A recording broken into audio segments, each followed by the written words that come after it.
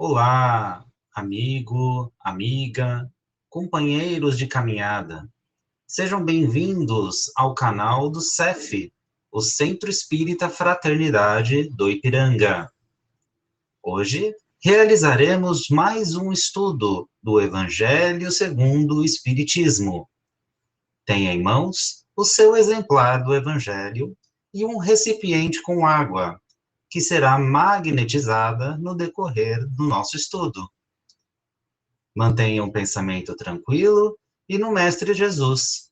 Iniciaremos dentro de alguns instantes.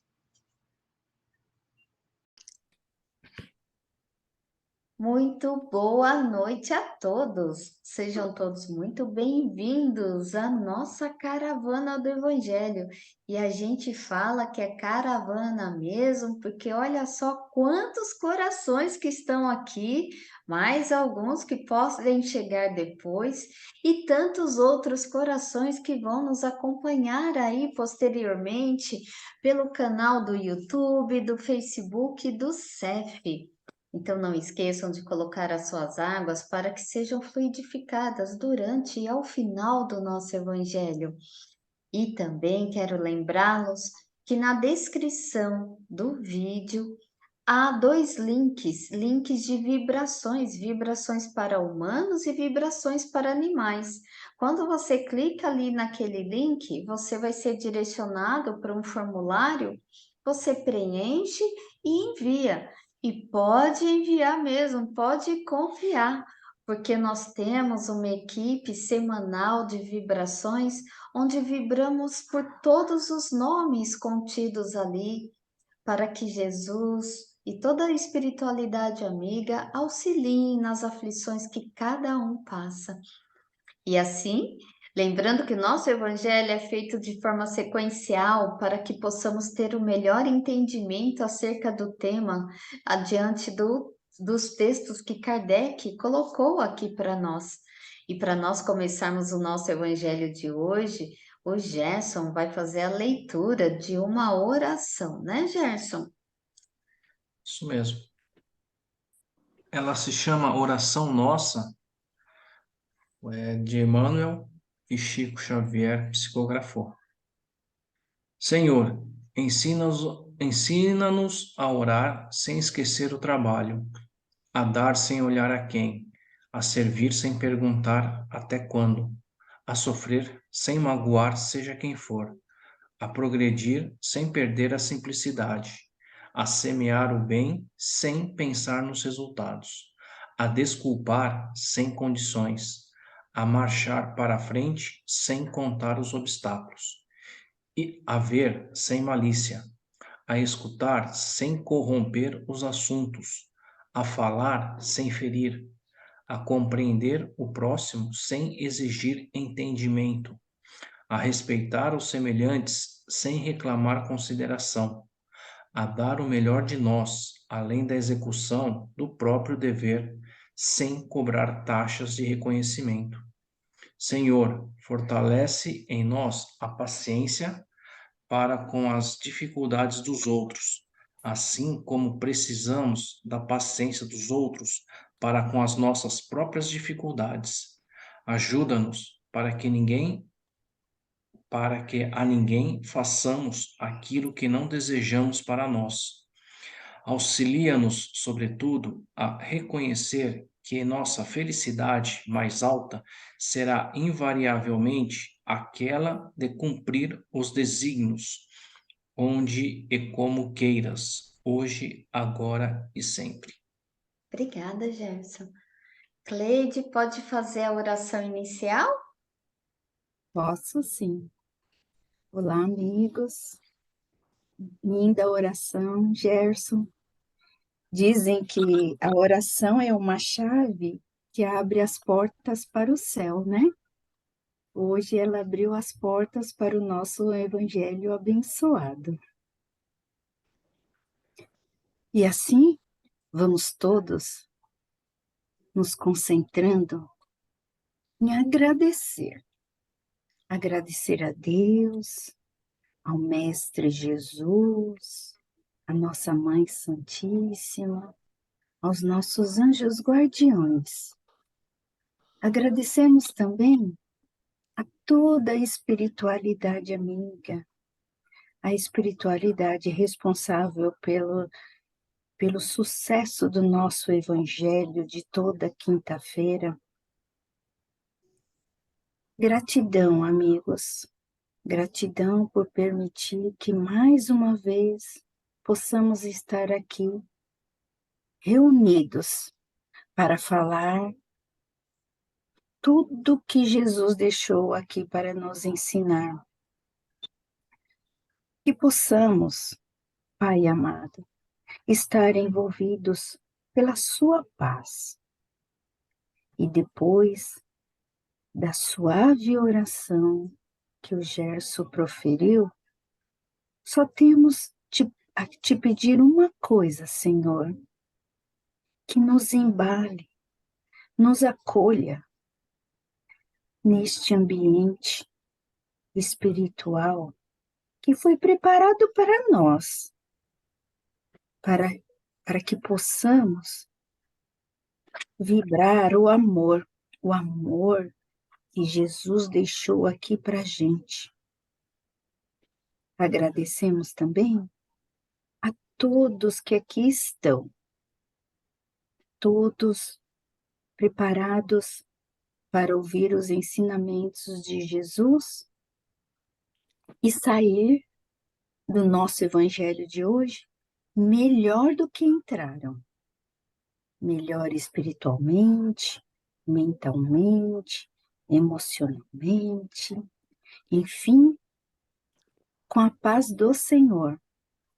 Por isso, amigos, vamos proferir a prece que Jesus nos ensinou toda vez que quisermos falar com Deus, e em seguida as palavras que o anjo falou para Maria quando a encontrou. Pai nosso que estais no céu, santificado seja o vosso nome. Venha a nós o vosso reino. Seja feita a vossa vontade, assim na terra como no céu. O pão nosso de cada dia nos dai hoje. Perdoai, Senhor, as nossas ofensas, assim como deveríamos perdoar a quem nos tem ofendido. E não nos deixeis, Senhor, cair em tentação, e livra-nos, Senhor, de todo o mal, porque vosso é o reino, o poder e a glória para todo sempre. Amém. Ave Maria, cheia de graça, o Senhor sempre é convosco.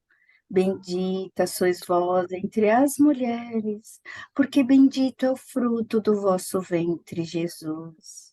Santa Maria, Mãe de Jesus, rogai por nós, Mãe, os seus filhos, agora, na hora de nossa passagem e por toda a eternidade. Amém. Agora sim, podemos iniciar os nossos ensinamentos de hoje. Que o nosso estudo transcorra no clima de muita paz, de muito amor, de muita união. Que assim seja, graças a Deus, graças a Jesus, graças a Maria Santíssima.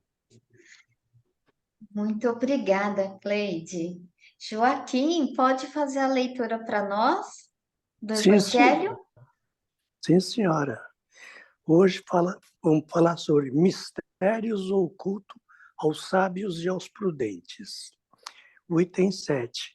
Então Jesus disse essas palavras: Eu vos rendo glória, meu Pai, Senhor do céu e da terra, por haverdes ocultado essas coisas aos sábios e aos prudentes, e por as haver revelado aos simples e aos pequenos.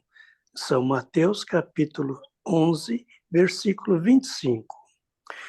Pode parecer singular que Jesus renda graças a Deus por ter revelado essas coisas aos mais simples e aos mais pequenos, que são os pobres de espírito e tê-la ocultado aos sábios e aos prudentes, mais aptos em aparência e compreendê-las.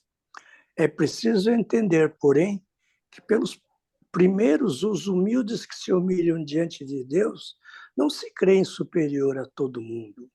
E pelos segundos, os orgulhosos envaidecidos de sua ciência mundana, que se creem prudente porque negam, tratando Deus de igual para igual, quando não o negam, porque na antiguidade, prudente era sinônimo de sábio. Por isso, Deus lhe deixa a procura dos segredos da terra e revela-os do céu aos mais simples e aos mais humildes que se inclinaram diante dele. Ocorre o mesmo hoje com as grandes verdades reveladas pelos Espiritismo. Certos incrédulos se espantam de que o Espírito faça tão pouco esforço para convencer. É que estes últimos se ocupam daqueles que procuram a luz de boa fé e com humildade. De preferência, aqueles que creem possuir toda a luz e parece pensar que Deus deveria estar muito feliz em conduzi-los para si, provando-lhes que existe. O poder de Deus brilha nas pequenas como nas grandes coisas. Ele não coloca a luz sob alqueire, uma vez que a derrama com abundância por toda parte. Cegos, pois, aqueles que não veem. Deus não quer lhe abrir os olhos à força, uma vez que lhe apraz tê-los fechado. Sua vez virá, mas é preciso primeiro que sirvam que sintam as angústias das trevas e reconheçam Deus, não o acaso, mas na mão de que atinge o seu orgulho. Ele emprega para vencer a incredulidade os meios que lhe convêm segundo os indivíduos. Não cabe aos incrédulos prescrever-lhe o que deve fazer e dizer-lhes: se quereis me convencer, é preciso para isso escolher este ou aquela maneira, tal momento antes de um outro, porque este momento está na minha conveniência. Que os incrédulos não se espante, pois se Deus e os espíritos, que são agentes da sua vontade, não se submetem às suas exigências, que se perguntam o que diriam se o último de seus servidores quisesse se impor a eles. Deus impõe suas condições e não sujeita as deles. Escuta com bondade aqueles que a ele se dirigem com humildade, e não aqueles que se creem mais do que ele. Deus, dir-se-á, não poderia atingi-los pessoalmente com sinais manifestos, em presença dos quais o incrédulo mais endurecido deveria se inclinar? Sem dúvida, ele o poderia, mas então, onde estaria seu mérito? E, aliás, de que isso serviria? Não são vistos todos os dias negarem as evidências e mesmo dizerem: se eu visse, não creria, porque sei que é impossível? Se eles se recusam em reconhecer a verdade, é porque seu espírito não está ainda maduro para compreender, nem seu coração para senti-la. O orgulho é a catarata que obscurece a vida. De que serve apresentar a luz a um cego? É preciso, pois, primeiro, curar a causa do mal e, como médico hábil, corrigir primeiramente o orgulho. Ele não abandona, pois, seus filhos perdidos. Sabe que cedo ou tarde seus olhos se abrirão, mas quer que isso seja de sua própria vontade e então, vencido pelos tormentos da incredulidade, lançar-se-ão por si mesmo nos seus braços e, como filho pródigo, lhe pedirá perdão, pedirá graças. Esse item é bastante grande, né? E fala, É sim, João. fala assim, Joaquim. é? É sim, Joaquim. E aqui a gente fala desse capítulo 7, desse item, mistérios ocultos e aos sábios e aos presunçosos. E esse capítulo 7, a gente está falando dos bem-aventurados, os pobres de espíritos. Lembrando que aqui Jesus está falando dos pobres de espíritos, que é da humildade. É interessante que Kardec, ele pôs essa passagem bíblica que está em Mateus, que o Joaquim leu aí para nós, e eu fui ver na Bíblia, essa parte que Jesus ele faz essa rogativa, faz essa oração, foi naquela época que João Batista, ele foi preso e condenado lá por Herodes, né? Herodes que era o governante ali na época. E Jesus, ele promete o descanso para a alma. Então, ele faz essa menção a dois tipos de pessoas, que são as pessoas, né, sábias e entendidas, que elas naquela época eram tidas como arrogantes, né? Por isso que fala aqui o título, presunçosos, com ar de soberbos, pelo seu conhecimento. E o outro tipo de pessoa que Jesus se referia eram as pequeninas, que são realmente as humildes, que são abertas aí para receber a verdade e a palavra de Deus. Então, quando Jesus ele faz essa oração, esse agradecimento a Deus, né, por haver revelado aos simples e aos pequeninos e não aos sábios e presunçosos as verdades e as suas leis divinas. Então, porque aqueles que pela simplicidade do seu próprio viver, que vive ali com as dificuldades do dia a dia, eles estavam mais amadurecidos para perceberem mais os valores espirituais do que os materiais, porque os valores espirituais que o levariam realmente à felicidade e à paz. Então, naquela época, os sábios eram chamados aí do sabichão, né? Então, que eles se colocavam superior a tudo e a todos. E é interessante que nesse item 9 e 10, Kardec, ele faz essa comparação dessas reações contrárias de muitos quando as verdades são reveladas através do Espiritismo. Essas reações que os orgulhosos e os poderosos, ele faz essa comparação com a verdade trazida por Jesus naquela época.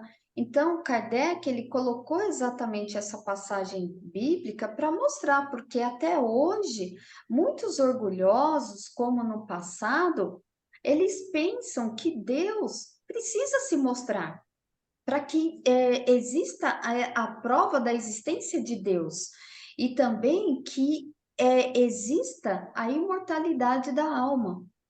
Então, é uma ideia materialista e orgulhoso, tipo, eu acredito só naquilo que vejo. E o homem, ele acaba perdendo tempo com todo esse orgulho, porque ele fica realmente preso aí ao materialismo, porque se só acredita no que vê, ele não abre espaço para sua vida, para sua vivência aí espiritual. E os simples e os humildes que Jesus se refere, então são aqueles que realmente eles se abrem para Deus, eles se colocam realmente na posição de seus filhos, ainda imperfeitos, mas que estão ali constantemente no dia a dia, né, sem esmorecer, para se melhorar, para trilhar os caminhos aí com Jesus. E se vocês perceberem, na leitura que o Joaquim fez, Kardec, ele foi bem assim, um pouco severo com amorosidade para que a gente faça essa reflexão. Porque você vê que tem uma hora que ele fala assim, ó, de que adiantaria mostrar a luz a um cego? E diz que primeiro o cego ele tem que o quê? Curar a cegueira. Então ele tem que primeiro tratar aquele orgulho, querer ver aquilo que ele não quer. Então é interessante que ele também compara a humanidade com a parábola do filho pródigo, né? Só falando rapidamente aí dessa parábola do filho pródigo, então é aquele filho que ele pegou aquela parte da herança com o pai mesmo não sendo a época ainda, né, de ter a herança, mas ele quis e foi sair para o mundo e esbanjou. Esbanjou tanto que perdeu toda a herança, passou fome, ficou na miséria e resolveu voltar.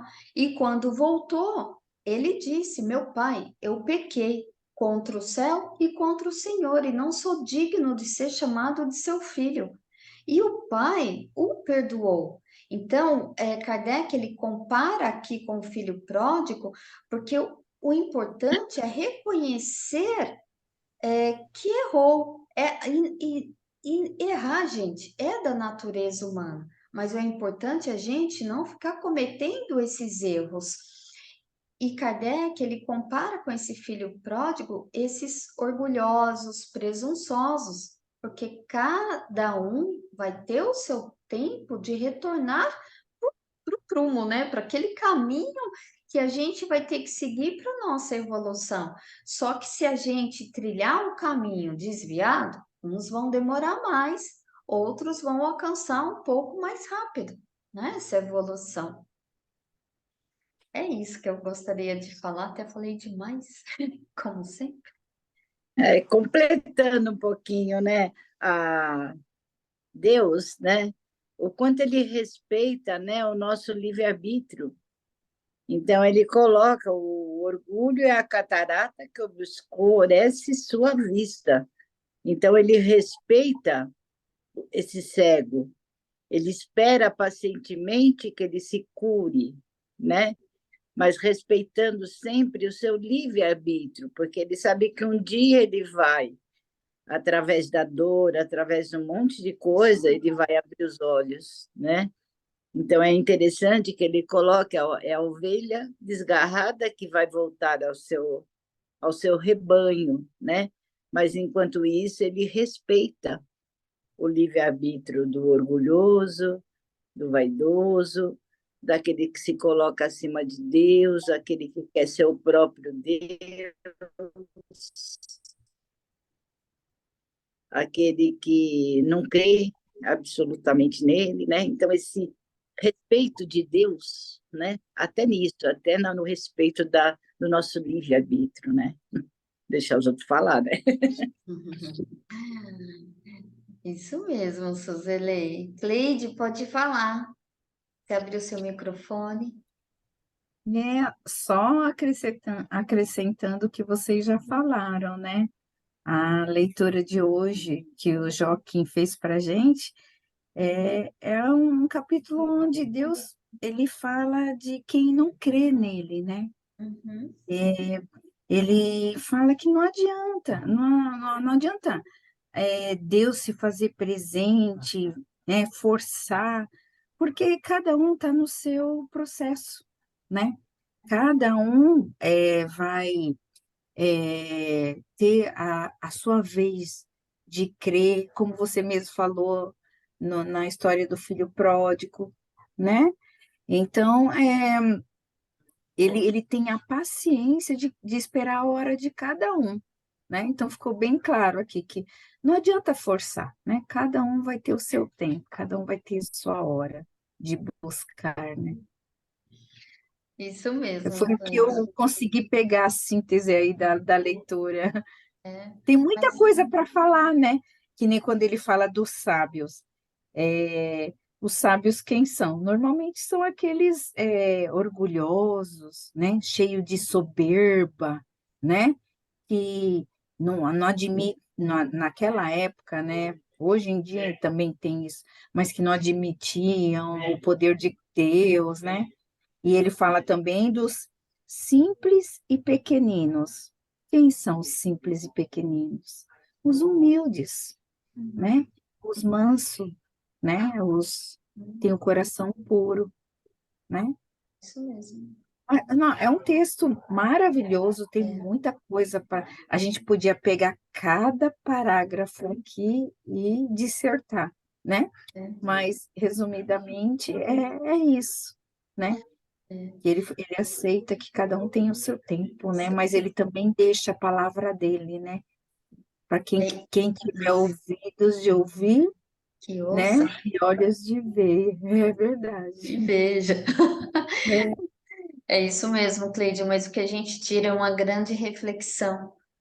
Vamos estar do lado de quem? Dos sábios ou do lado dos humildes? Porque por vezes a gente fala, parece ser distante quando a gente fala dos sábios e dos presunçosos.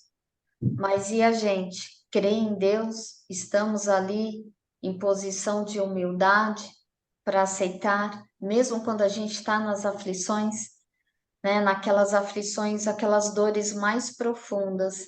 A gente continua ali fiel a Deus, acreditando que isso vai passar e a gente vai sair daquela aflição, daquele sofrimento e tem dias melhores.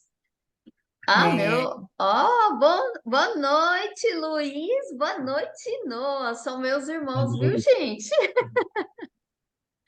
irmão e Boa sobrinho. Boa noite. noite. Boa noite. Então, né, Cleide? Então fica Pois é, essa grande reflexão aí para todos nós, né? é. Porque A nas escolha é aflições a nossa, né? gente não deve esquecer, Deus está no comando. Principalmente, não tem aquela história lá que é linda, todo mundo já conhece, eu só vou falar o final, porque eu sei que todo mundo já conhece, que a pessoa pergunta, eu passei por momentos difíceis, né? É, e o senhor não estava do meu lado, eu estava assim, meu filho. Não estava, não, porque eu olhei para trás, só tinha 2 pegadas na areia. Pois é, meu filho, é que nessa época eu estava te carregando no colo, né? Eu Muito tenho bem muita lembrado. fé nisso, porque nos piores momentos da nossa vida, muitas vezes nos piores momentos da minha vida, eu olhava para cima e falava, Senhor, o Senhor está me carregando no colo? Porque eu sei que Ele está, Ah, né? Então, só essa certeza já faz a gente forte, é né? isso mesmo. Obrigada, Mana, por trazer essa história de novo. É sempre muito bom ouvi-la. Suzelei, pode fazer a nossa prece final, por favor? Sim.